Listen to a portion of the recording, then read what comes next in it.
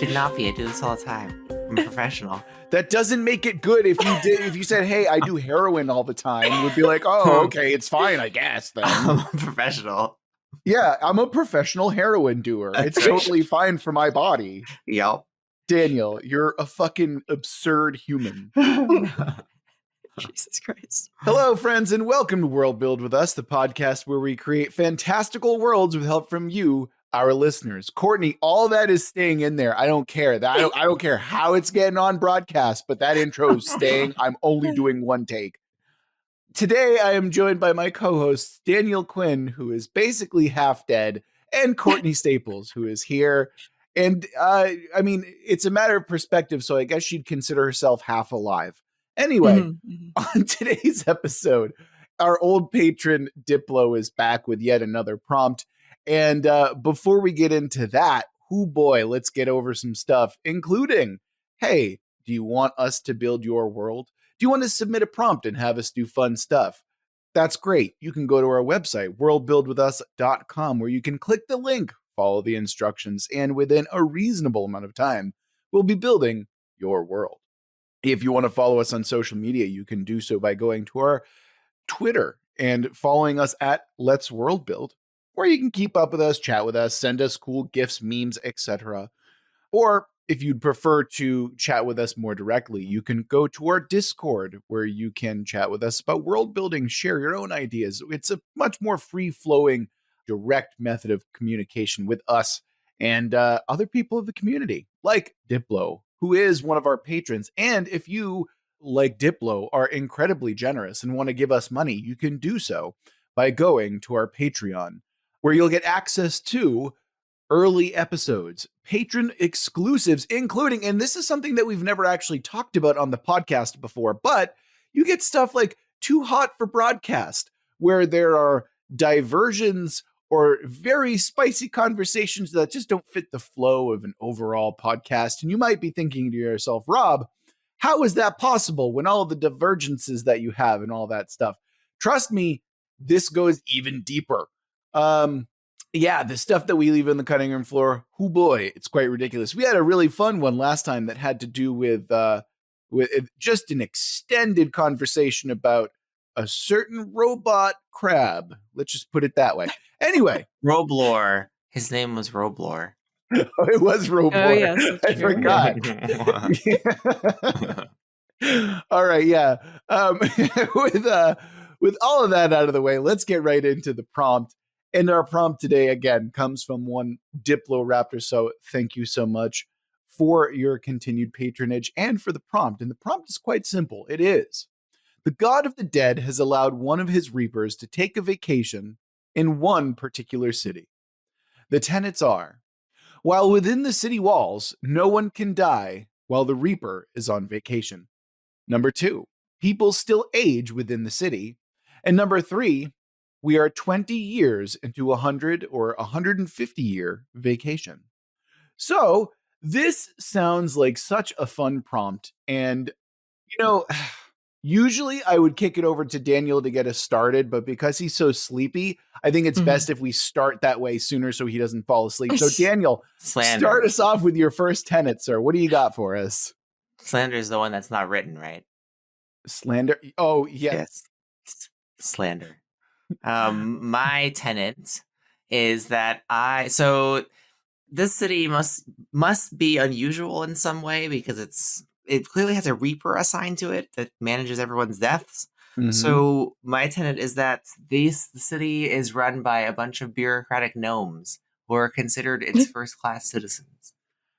Okay, so we've got a council of... I'm so glad that you went in this direction, Daniel. And I'll tell you why in just a moment. But holy shit, that is absolutely ridiculous. So we've got a council of gnomes. So we can't say it's a high council, right? So for obvious reasons. So what drew you to gnomes, Daniel? Besides the obvious, like what specifically drew you to gnomes here in this case? I don't know. I just picture them as being officious. And I was also reminded of Hitchhiker's Guide to the Galaxy, and those Vogons that are Mm-hmm. horribly boring. And I Oh, think they yeah. had terrible poetry. So Yeah, I yeah. was imagining, well, I mean, obviously the gnomes also have this connection to things like, was it Terry Gilliam and all of that. So it's just like, I'm wondering if we're going to have a weird world, why don't we have gnomes in it? All right, and again, you're saying that they're of like a privileged class, correct? Oh, yes. Okay. So when you say that they're a privileged class, are you suggesting that this is like a polyglot city, or is it just a gnomish city that we're dealing with here? Oh, I mean, we could go either way. I didn't have a particular idea. Okay, so we've got to explore that question, basically. All right. Understandable. But they're its first class citizens. Okay, gotcha. All right. So again, I want to get this out of the way now because I feel like it's appropriate. I feel as though we have done very dour settings lately, or at least dour adjacent, right? And I was actually looking at it like I often like to look at settings or like, what haven't we done in a while? And, like I'll often try and throw in like a romance or I'll often throw in like comedy. And this time I am hoping for a deliberately comedic tone because when I think of like a Reaper on vacation, I do think of Discworld and I do think of Terry Pratchett. And I think that it's only appropriate that we set a light and comedic tone for this particular setting. The reason I'm suggesting this is because when I initially read this, I'm like, this is a goddamn nightmare world if we do not make it light. Because Courtney and I, like, we read the prompt, glanced at each other through the internet, gave a single nod, and then I was like, I need to get ahead of that now because otherwise it is pure nightmare horror fuel nonsense. So that's where I'm at with that. Is that your first tenet? That is absolutely my first tenet. Yes, 100%. Because here's what I had queued up if it wasn't like a comedic setting. Ready? Okay, if you get a horrible plague or disease, you are literally in constant rotting pain, right? Your world is nothing but pain. Okay, that's number one. Number two, how do you express control and power in a world where you cannot die? Well, it's not death that matters anymore, but dismemberment. So now what's happening is instead of like, oh, you just get murdered in a nice kind of peaceful way, it's like now you get your arms and limbs chopped off and you're sat and you just rot in constant agony. So to avoid the horror show that is this concept, I'm like, please, let's not do that. And so that's why I'm like, we need to go comedic with these concepts. Courtney, what do you think about that? And have I completely ruined your day?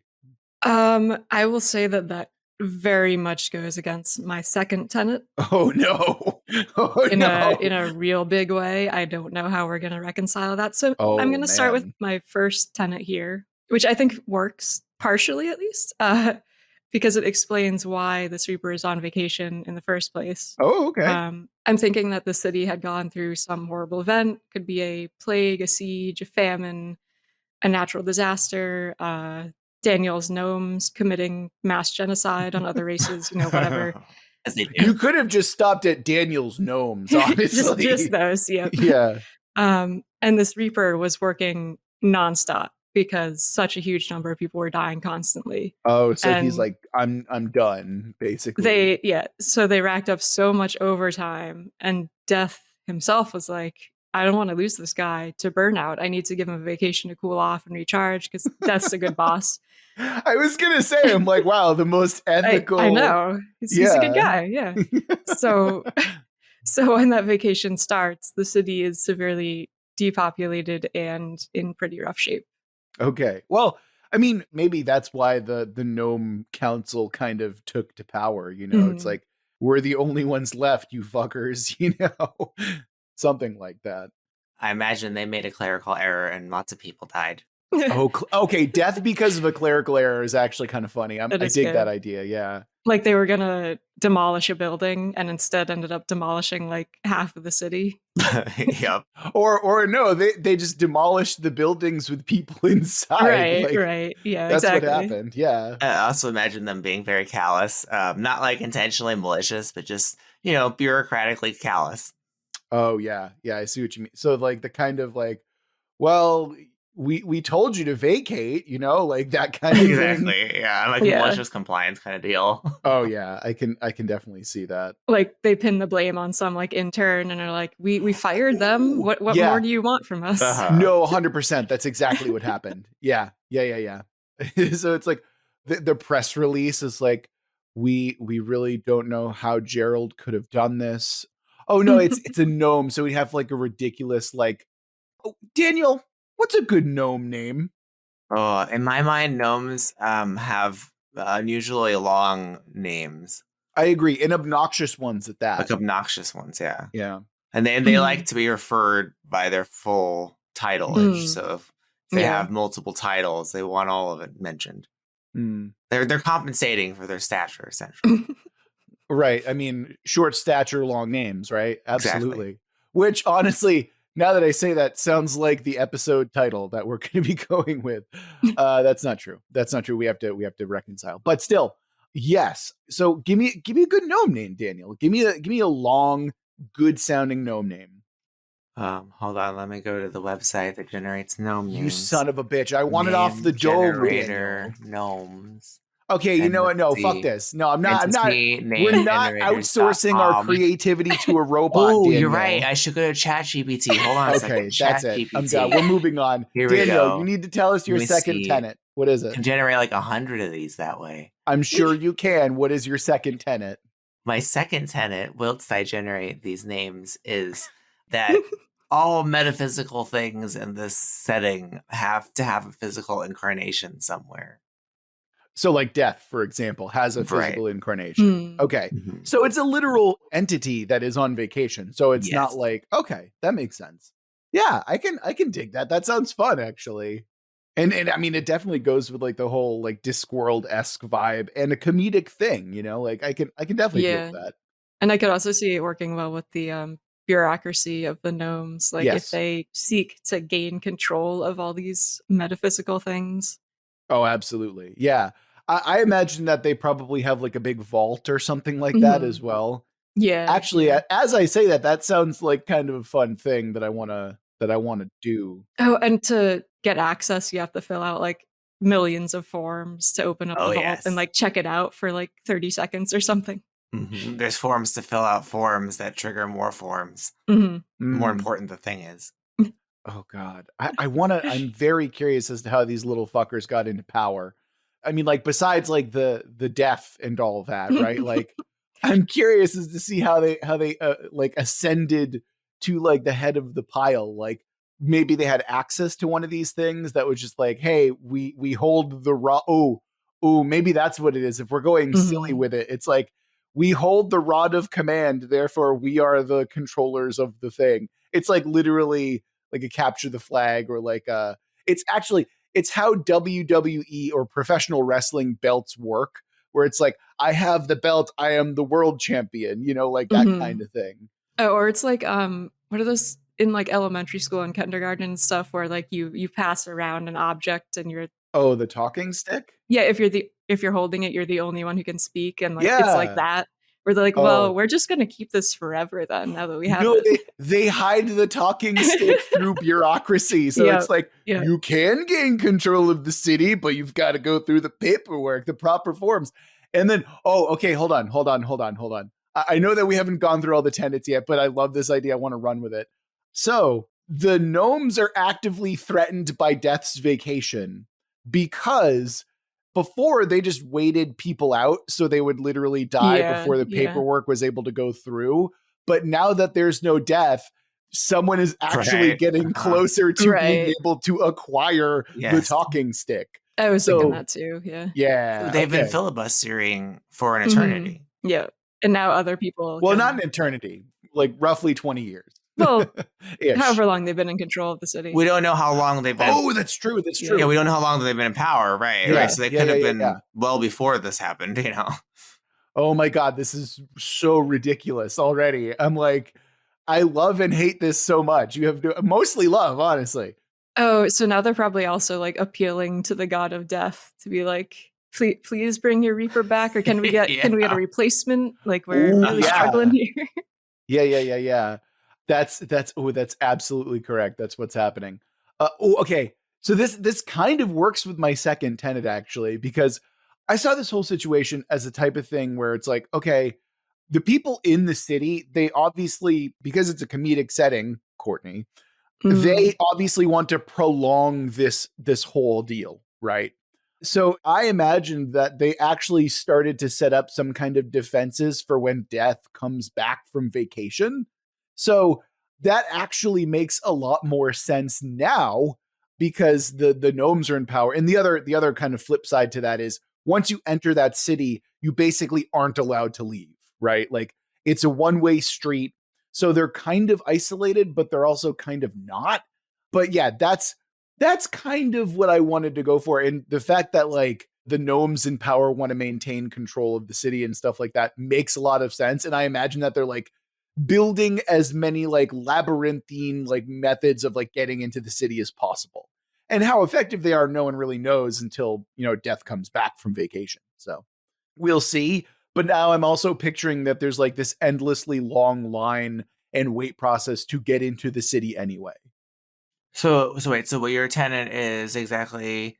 Okay, so my tenet is people are anticipating Death coming back, and they're building defenses to try and keep him out when he returns. Right, because obviously they'll begin to die.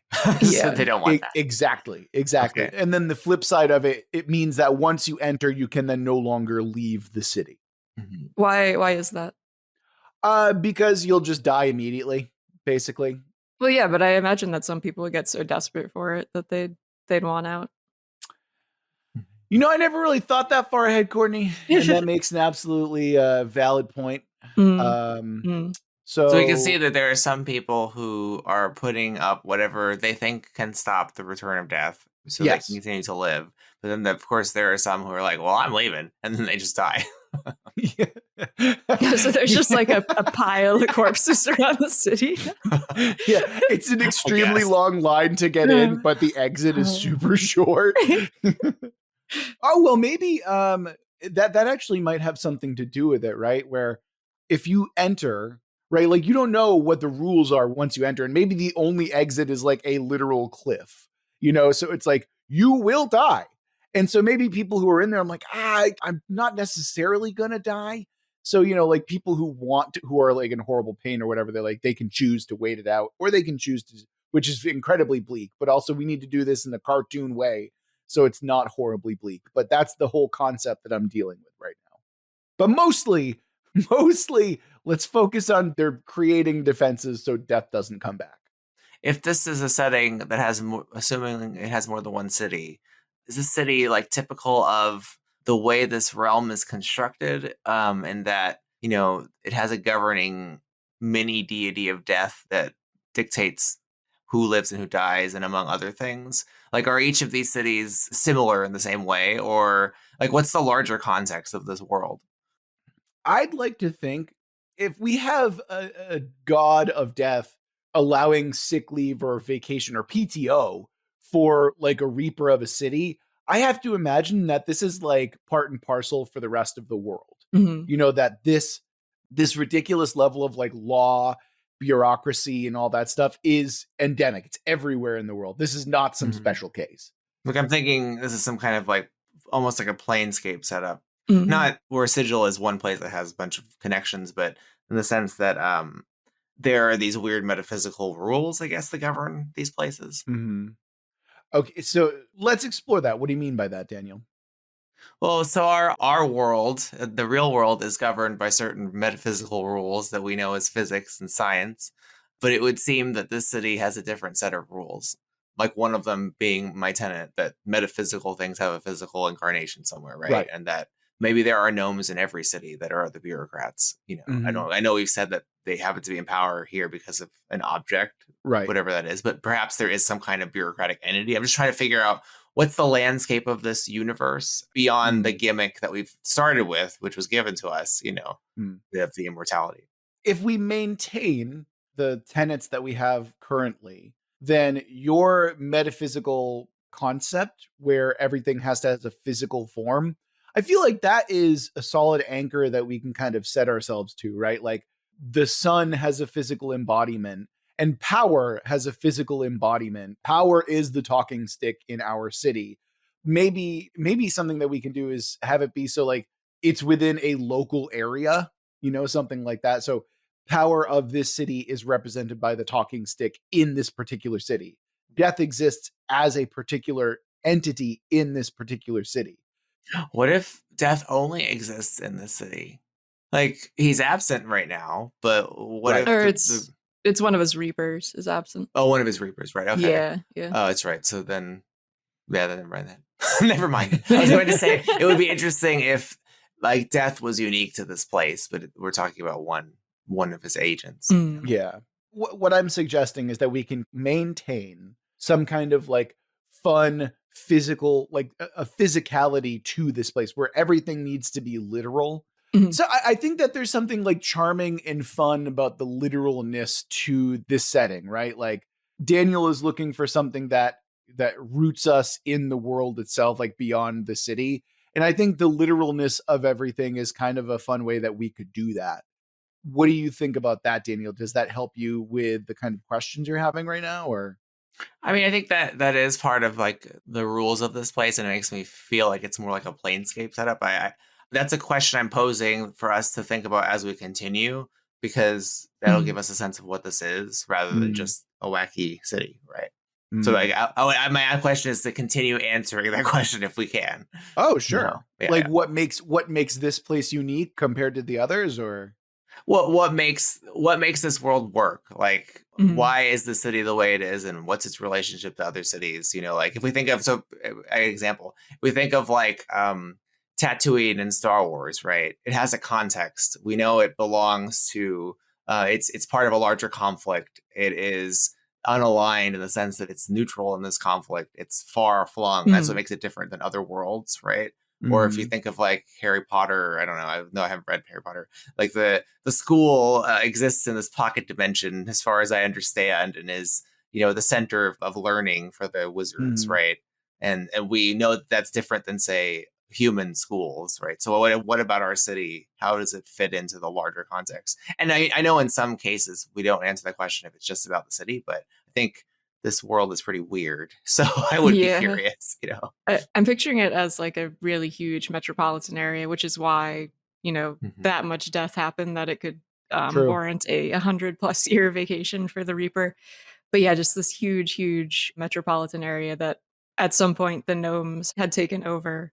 And I feel like given that they're so bent on bureaucracy and, I don't know, structure, I guess, that they would be a major area of like trade and commerce, and they would have a lot of things to offer the rest of the world maybe not necessarily in terms of resources, but although now that they have all of these metaphysical things in their own vaults, maybe that is part of how they're controlling stuff. Like they lend things out to other cities, basically. Okay, that actually just sparked something in me that I think makes it kind of work, or could potentially work. So this is basically a tourist destination now, right? Where it's like, hey, we've got no death, come to the no death city, to the point where it's almost like a fucking amusement park, right? It's like, hey, do you want to box the metaphysical concept of war? Come and do it. And if everything has a physical manifestation, if everything is literal, you could turn them into mascots and have them be like a big giant Disney World type situation. And like, this is what the city is the Disney World of the rest of the world. So maybe the rest of the world is incredibly bleak and horrible, but because you can come to this place and like literally fuck the concept of sex, right? Or something like that. Like you could have this kind of absolute ridiculous level to it, while also like we can draw in stuff like what's his name? dream? Help me out here, Daniel / Courtney. Sandman. Sandman, yes. Yeah, exactly. So you can His have like stream. but I think that's an interesting way to approach is that this is the city of literalness, and it's a tourist destination, like, and it's Disney World to the max, to the extreme max. And the fact that gnomes have this kind of stranglehold on it, maybe it's only Disney World because that's the way that they commodify it. But yeah, I think that that's kind of a fun way to approach this in like this weirdly grotesquely hilarious situation, you know? Yeah, I'm guessing that it's not so fun for said metaphysical concepts if they're basically enslaved under the gnomes to do their bidding. Let's make those gnomes as vile as possible. Like, yeah, absolutely. Yeah. So yeah, I'm curious what would happen in the future when one of these things gets out, or when the gnomes lose a sliver of control and can't have these things bend to their will anymore. That is gonna be. Well, hold on. Did we establish why everything has a literal manifestation yet? No. Okay. Well, maybe what we can do is we can answer that question, the literal physical manifestation question, after Courtney gives our last tenet. And you said this one's going to be a doozy. So yep. What are we looking at here, Courtney? What's your second tenet look like? My second tenet is that the understanding around things like anatomy and physiology has expanded rapidly over the past few years. And that's because scientists and doctors with questionable ethics have realized that the city is the perfect spot for experimentation. See, this is exactly why. This is the reason that I'm like, we need to make this comedic. But go on, finish your tenet, because why do we have a city full of Mengelas? It's a great question, Courtney. What do you got? I'm just saying that would eventually attract people, like knowing that they can do that there. So if you want to learn how the digestive system works, or what it looks like for a fetus to develop, or how people act as they get beyond what should be the last stages of dementia, this is the perfect place to find out. And good luck making that one fun and lighthearted. I bet the gnomes are into that. Oh yeah, the gnomes are probably all over that. Well, I'm picturing like an evil Disney. So Disney. a more evil Disney. So that's an interesting way to merge these conflicting tenets. Is you can have an exterior of lightheartedness, but a dark interior of Disney World. I'm fine with that, honestly. Like if we end up with something that is like a black comedy, I'm totally okay with that. Or even a horror comedy. Like I'm okay with that aspect as well. Okay. You know? It seems like that's what happens when you pour the two together. You end up, it's funny when you have like pure-hearted comedy and then like true horrific Nazi experimentation horror together, you get a black comedy. Yay. Yeah. Good times. That's how that works somehow. Although I really like the idea of the city becoming a Disney World, a Disneyland, because it also gives the gnomes another nefarious purpose. If they know that if the absence of death is a threat to them, because people can now withstand their bureaucracy, by attracting people to their city, they can acquire more reified ideas, right? Because people are visiting from various places. And so perhaps part of their plan there is to acquire the right ideas to stay in power. I like that a lot. It's almost like you're bringing a tribute to the city when you arrive, as like your entry fee is giving away some idea to them. That's interesting. Like you need something as tribute. So okay. So we've talked about the long ass line to get in as a result of like a defense against death. But what we've also done by the offering of tribute is literally created a fast pass system, which is like if you have something to offer the city, you now have like a way to like you get a wristband. Yeah, exactly. Disney World. Exactly, Daniel. Yeah. That's perfect. By the way, I don't think I've ever recommended this video on the podcast, but there is a fantastic, like 2-hour long documentary on the history of lines and Disney's Fast Pass that is on Defunct Land, the YouTube channel. That one, yeah. It was really. I shared it with you. It's really fucking amazing. Yeah, it was really good. It was one of those videos where I'm like, I'm not gonna watch a 2-hour video about fucking lines, and then I click on it and like 20 minutes in, I'm like, oh my God, this is fascinating. Mhm. This is so good. Yeah, Really good. it's the Tim Rogers principle where you're like, I'm not gonna watch that, and it's like, oh, it's 4 a.m. I've watched 2 of them. Whoops. Yeah. Also, I can say, having worked at both Universal Studios Florida and Disney World, that Disney is definitely scarier. How so? Yeah, can you tell us about your experiences there? Yeah. So Disney, even if you're just like a high school student going there for, summer work, you go through an indoctrination that's quite extensive, even though you might only be working there for a couple of weeks. In both cases, like both parks, there's outside of the wall. Like if you're in the park and you try to go to the edges of the park, there's a wall that the park people come in and out of. There's like doors and such. Usually are the bathrooms.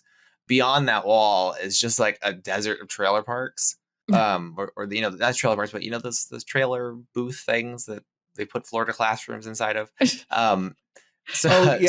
They put alternative classrooms inside of those. Yes. Yeah, in Florida, that's basically most classrooms. It's just a desert of those things, and that's where all the employees are. And when we did it as kids for like our orientation, like they bring out their ambassador for Disney to talk to you about how it's so fantastical and the importance of being a part of Disney, and it's just like this huge propaganda thing that they pull out. It's like you've got their first day is pretty much indoctrination, at least at Disney. What did you do at Disney, by the way? In Disney, I was assigned to those those horrible carts that serve food. Yeah. I was assigned to various ones. Like every day, whenever you show up, they just assign you something randomly. Oh, really? Oh, you don't have like set positions at that level? Huh. So whatever they want to put. Not at Daniel's level. Yep. Yeah. As a high school student, no. Yeah. I have a family friend of mine who worked for Disney, and like gave me the rundown of like, you can never point with just one finger or even 2 fingers. It has to be a minimum of 3 or 4 fingers to point. And the level of smiling is like at a certain thing. And it is a weird, fucked up thing and concept to consider sometimes, So let's apply that then, right? Let's apply that here to our horrible pseudo Disney run by gnomes kind of theme park city that we've created. Okay, you're coming into this city. You want to be able to experience everything without dying horribly. So you're going to go to Combat World, you're going to fight and like die. And then maybe, I'm assuming actually this kind of works with your whole experienced medical team, Courtney, because I imagine that healing will be much easier and much faster to like maybe a comical or like magically fast degree. So it's like they can literally scrape you up with a shovel and then reconstitute you like a fucking Looney Tunes cartoon or something like that. Yeah, because I had been thinking like they would be able to make like literal Frankenstein monsters here. So you could probably explain all of that by like they've had so much time to experiment in horrific ways that should not ever be allowed. So they've rapidly advanced everything to the point where they can fix people.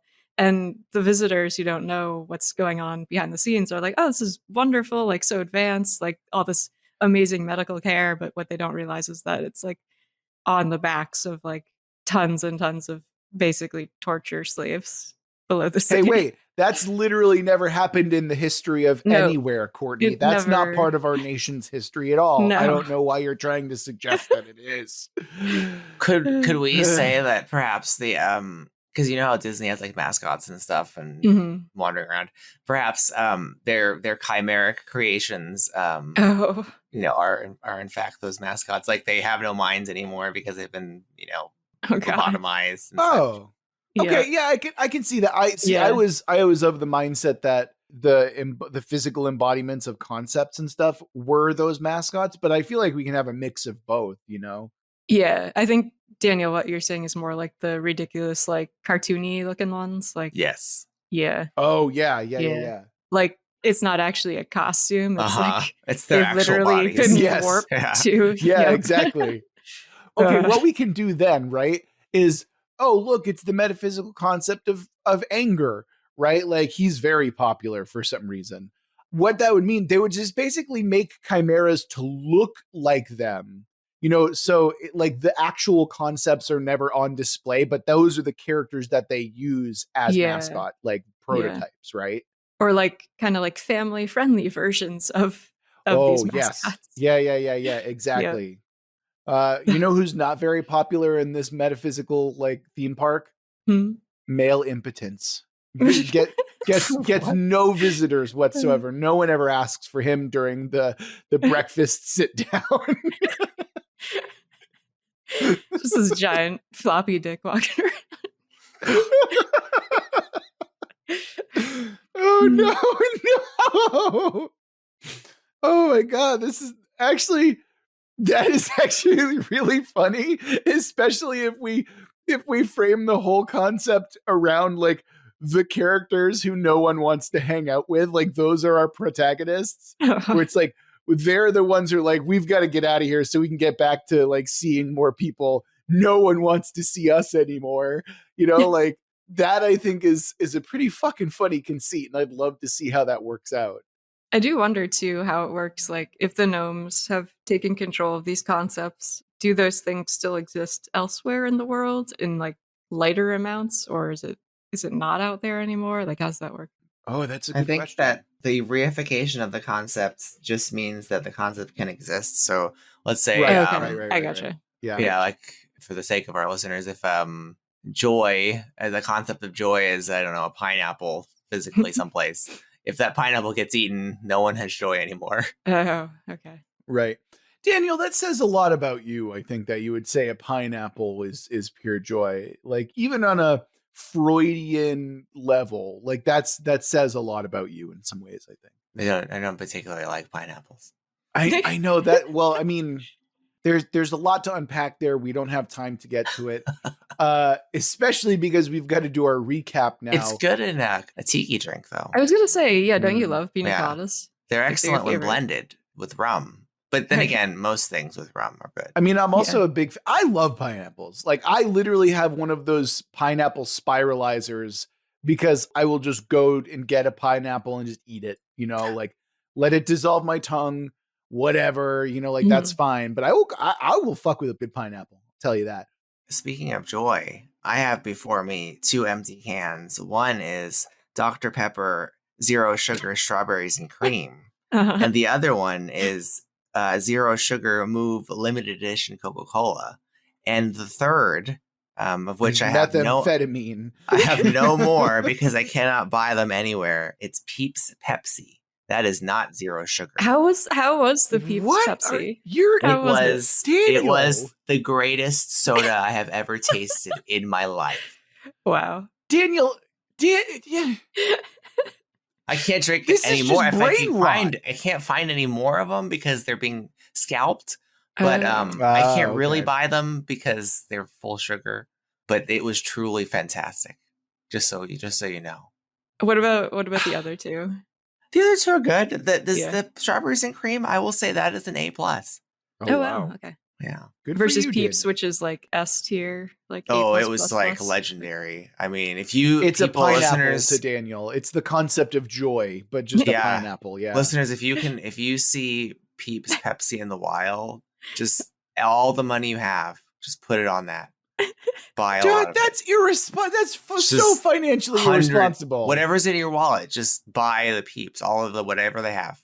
It's a good investment right now. Stop trying to turn Peeps you can sell it for like $24 for 12 of them. You get $24 minus shipping.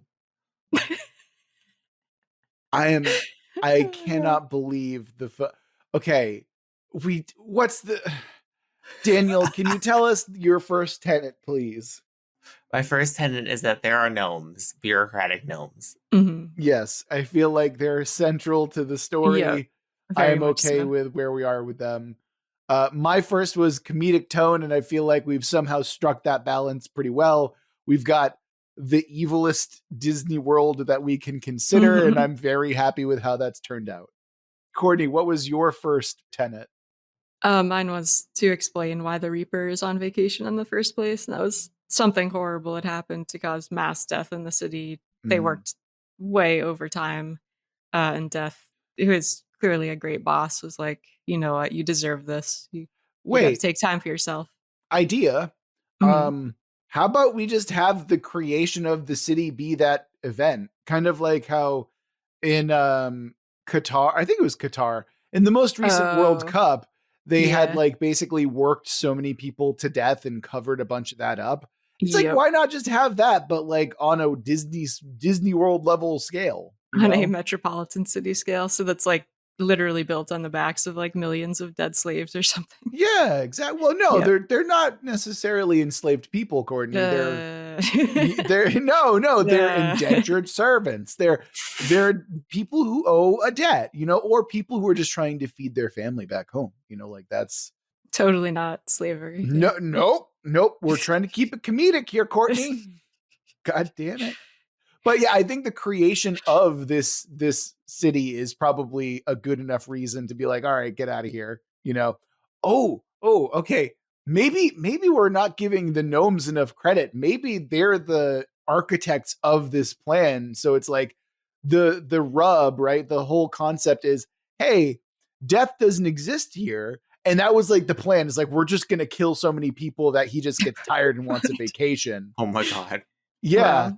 They're way more comically evil than we were giving them credit for to begin with. Yeah, originally I just imagined bureaucrats, but now they're just all Manglas, all of them. Yeah. I like them, so it's fine. It's cool. I'm okay with that. I think they're dumb anyway. Daniel, what is your second tenet, sir? My second tenet was that all metaphysical ideas are reified as objects somewhere in the world. Objects and characters, right? Are you okay with that? They can be people too if you want to torment people. I'm okay Good. with that. I'd prefer people so they have agency. Except actually that's not entirely true. I think that there's a mix. I think having a mix is good because like wielding a weapon that is literally war is probably a way to bring in people. Some of them are things. Yeah, or like literally having like the scales of justice that you can use as like a ride almost. Again, the talking stick of power, I think is very good. And okay. My second tenet was people have deliberately built defenses to prevent death from easily returning to the city. And considering that we have a fast pass in a line that is like extremely long, I think that's well satisfied. I think that we could probably explore that a little bit more, but I don't think that right now is the appropriate time to do so. I'm picturing in like 100+ years when the Reaper comes back from vacation, he comes in like tropical shirt, sunglasses. Oh yeah, 100%. Sees this mass, like whatever the fuck is happening at that point, and is like, I'm out. Like, wait, hold on. Okay. Was this vacation even his idea to begin with? Maybe it's like a matter of like, hey, Death, go put your Reaper on vacation for a while. Like maybe it's just a marketing ploy. And maybe when he comes back, he's like, oh, I've got all this work to do. Oh, yeah, I do like that. Like the idea that Death was like, hey, you should really take this long vacation. And the Reaper was like, yeah, but if I'm gone for that long, like shit's going to get messed up. No. Trust me. You're fine. Just go on your way. Enjoy it. Don't worry about it. Don't worry about it. Don't worry. Just don't worry about it. It's fine.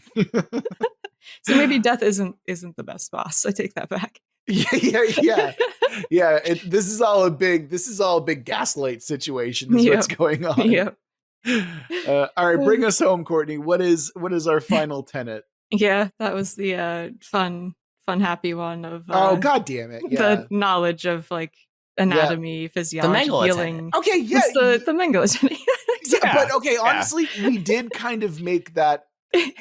I'm not going to say fun. Yeah, I'm trying to think of a word that's not going to say that it's fun, but I'm struggling right now. It's just like very like black comedy. It is very black comedy. Yes, exactly. Like pitch black. But what that allows, right? If we skip all of the horrible implications and just get to the end part where you're able to have cartoonish levels of violence and experience this kind of joy, I think that there's enough to that where it can suddenly become kind of comedic, right? Yeah. All of the horrible stuff is happening in those trailers that Daniel was talking about. No, it's part of the ride. Like it's part of the ride experience of like, hey, do you want to go and like fight in a war? Guess what? You can do that. No. I mean the experimentation itself. Oh yes. Yes. Okay. Yeah, that's what you mean. Yeah, right. Can't quite do that on the teacup ride. So. Right.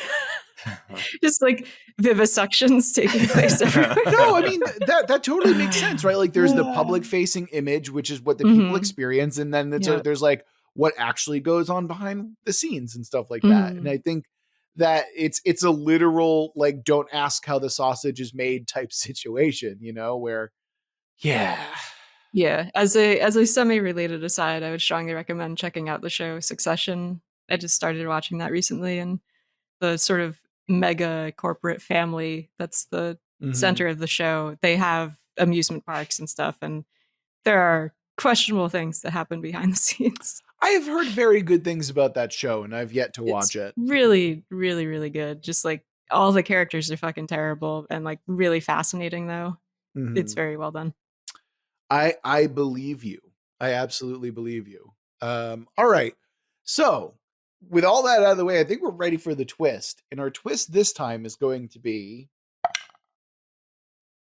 quote unquote, Big Brother is watching.